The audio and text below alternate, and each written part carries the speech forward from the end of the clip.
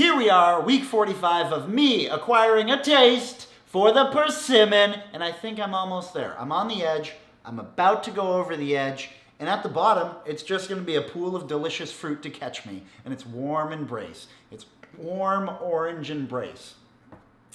I looked into it last week. I said the joke, I was the most prolific content creator for Persimmon related videos, and it turns out I actually am. I want to thank all of you guys. Without you, I couldn't have gotten here. Jesus, obviously, shining down on me. It's still strange to me, though, that I haven't gotten the taste yet for Persimmons, but I think we're about to get there. So, without further ado, I'd say wish me luck, but I don't need it. I'm a pro at this.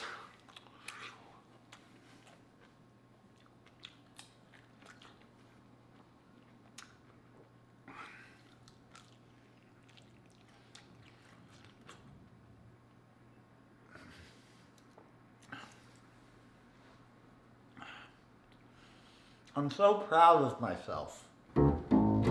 Jory's on a mission to acquire a taste for Persimmons.